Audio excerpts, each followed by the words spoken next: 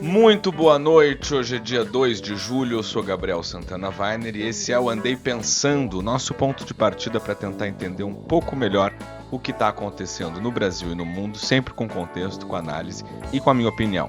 Hoje a gente vai falar da diretora da Fiesp, que subiu na tribuna do Senado para defender a escala 6x1 e acabou fazendo o melhor comercial da PEC, que quer acabar com essa escala.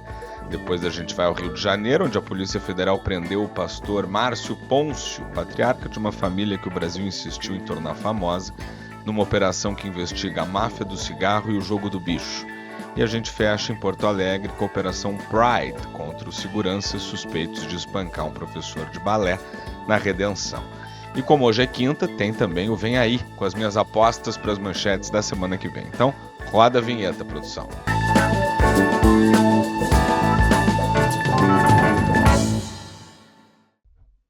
Olha, eu juro pra vocês que eu passei o dia todo pensando nisso.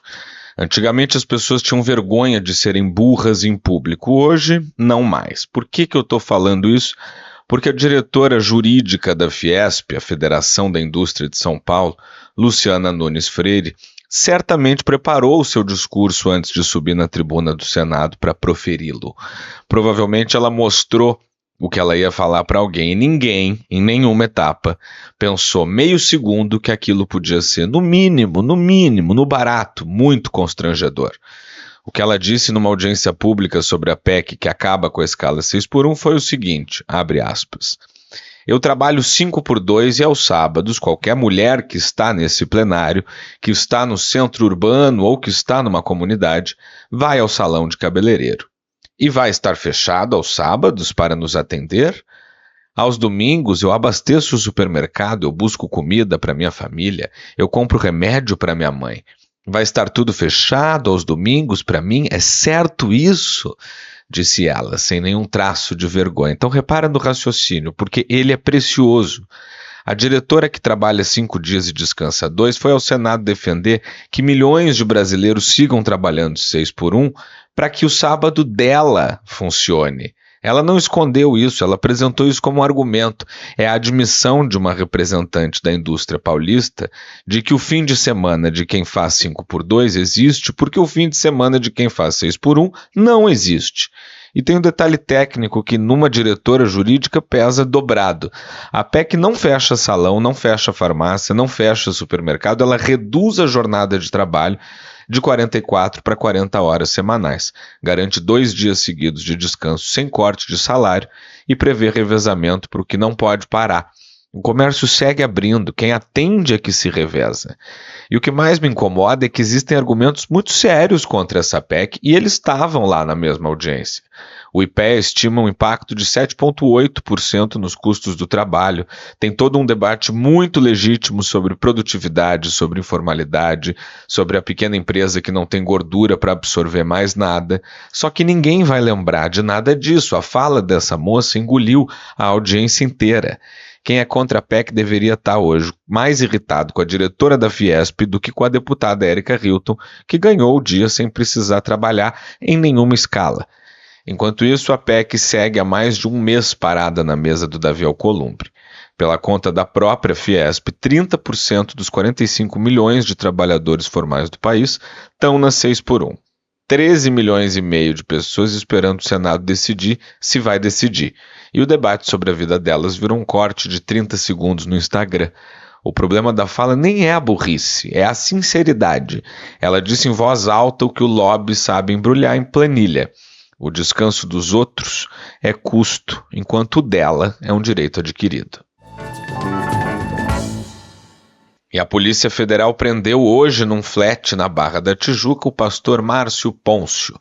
Se o nome soa familiar é porque o Brasil dedicou anos preciosos da sua atenção a essa família, no mínimo, muito polêmica. O Pôncio é o patriarca de um clã que virou produto nas redes sociais entre casamentos, traições, adoções e barracos monetizados transmitidos em tempo real. Pai do influenciador Saulo Pôncio, pai da influenciadora e deputada estadual Sara Pôncio e fundador da Igreja da Nuvem, que, convenhamos, nunca teve um nome tão adequado quanto nesse momento. Porque hoje, meus amigos, a nuvem fechou, com perdão do trocadilho. Mas vamos ao que interessa, porque a parte da celebridade é a parte menos interessante dessa história toda. A prisão aconteceu na 5ª fase da Operação Unha e Carne. Segundo a Polícia Federal, essa etapa investiga a lavagem de dinheiro do chefe da nova cúpula do Jogo do Bicho no Rio de Janeiro, o contraventor conhecido como Adilcinho, e as ramificações do esquema dentro do Executivo e do Legislativo fluminense. O Pôncio, segundo o G1, é investigado por possíveis ligações com a chamada máfia do cigarro. E aqui cabe um registro quase poético, né? Segundo a apuração, o pastor construiu todo o seu patrimônio no mercado de tabaco. Eu não vou tirar conclusão nenhuma, a coincidência temática tira sozinha. É importante dizer, a prisão é preventiva, a defesa dele afirma que nem teve acesso aos autos e as defesas dos demais investigados negam as acusações. Presunção de inocência sempre vale lembrar, vale para pastor, para bicheiro e para deputado. Agora, olha o tamanho do que essa operação já revelou, porque é isso que deveria estar nas manchetes muito mais do que o sobrenome famoso. A Unha e Carne começou investigando o vazamento de informações sigilosas de operações contra o Comando Vermelho. No caminho, prendeu o então presidente da Assembleia Legislativa do Rio, Rodrigo Bacelar, hoje cassado e encarcerado. Prendeu um desembargador federal, suspeito de ser o elo do vazamento dentro do judiciário. A TV Globo apurou que pelo menos 20 políticos são investigados por receber mesada do Adilcinho. Em abril, o ministro Gilmar Mendes declarou publicamente ter ouvido de um diretor da PF que 32 ou 34 deputados da Alerj recebiam mesada do bicho. O próprio Gilmar Mendes resumiu da seguinte maneira: Deus tenha piedade do Rio de Janeiro. Ou seja, a história aqui não é um pastor de reality show num flat na Barra da Tijuca. A história é uma cadeia de proteção institucional ao crime organizado que, segundo as investigações, passa pela presidência da Assembleia, por um tribunal federal e por dezenas de gabinetes. Uma máfia que, conforme o G1 mostrou em 2024, já controlava a venda de cigarro em 45 dos 92 municípios do estado, sob ameaça de morte a comerciante que desobedecesse. 10 bilhões de reais sonegados no país em 5 anos. O Brasil passou uma década acompanhando as traições e os casamentos dessa família. Talvez a gente devesse ter acompanhado as planilhas. E a gente fecha em casa com uma história que começou em maio. A Polícia Civil cumpriu hoje 3 mandados de busca e apreensão na Operação Pride, da Delegacia de Combate à Intolerância. Os alvos são 3 seguranças suspeitos de espancar o professor de balé Kleber Veiga, de 49 anos, na madrugada de 9 de maio, dentro do Parque da Redenção. Múltiplas fraturas no rosto, ombro quebrado, 6 dentes a menos e uma frase que, segundo a vítima, foi o começo de tudo. Eu não quero saber mais de viado passando por aqui. Os próprios agressores gravaram um vídeo.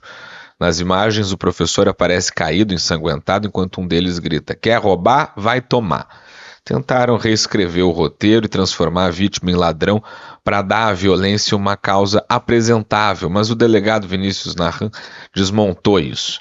Não houve nada que sequer sugerisse legítima defesa. A gratuidade das lesões, inclusive, é justamente o que caracteriza o crime de ódio. Desde 2019, por decisão do Supremo Tribunal Federal, homofobia é equiparada a racismo no Brasil. É crime inafiançável e imprescritível. Mas a polícia pediu a prisão preventiva dos 3 e a justiça negou. A investigação indica que eles seguem, inclusive, trabalhando como seguranças. Na prática, homens suspeitos de espancar um cidadão por causa da sua orientação sexual continuam decidindo quem pode sentar num banco de um parque público. Até onde se sabe, nenhum bar contratou ninguém para definir quem pode e quem não pode circular pela Redenção.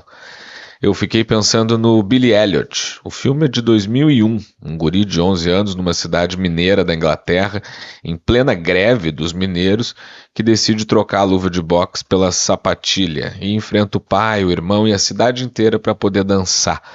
O mundo torceu pelo menino.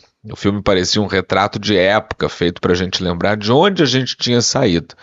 Passaram-se 25 anos e em Porto Alegre, um professor de balé de 49 anos foi espancado em frente à própria escola. E o roteiro ainda conseguiu piorar, porque no filme o preconceito era contra o menino que queria dançar. Na Redenção, o Kleber nem estava dançando, ele estava sentado, fumando um cigarro. O alvo não foi o bailarino, foi o homem gay existindo num parque. O Kleber conta que hoje tem medo de atravessar a rua para o parque que antes era o quintal dele.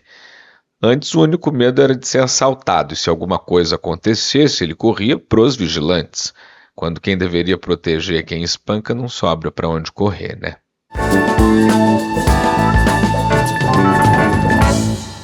E como hoje é quinta-feira, vamos ao nosso Vem Aí, as minhas apostas para as manchetes da semana que vem. Domingo, 5 da tarde, o Brasil enfrenta a Noruega pelas oitavas da Copa. Se passar, quartas de final no sábado seguinte em Miami contra Inglaterra ou México. A minha previsão não é sobre o futebol, é sobre o resto. Se o Brasil avançar, pode se preparar para a semana de político com camisa verde e amarela, gravando vídeo, disputando a seleção como se fosse cabo eleitoral. Em ano de eleição, até o escanteio tem palanque. Em Brasília, o judiciário entrou em recesso de julho. Em tese, é um mês de silêncio nos tribunais. Mas eu aposto que o noticiário jurídico não para nem uma semana. Decisão monocrática de plantão em pleno julho é uma tradição brasileira tão sólida quanto o churrasco de domingo. O país descansa, mas a caneta dos imperadores, essa não dorme nunca. E faltam só 2 semanas para abrir a janela das convenções partidárias no dia 20 de julho.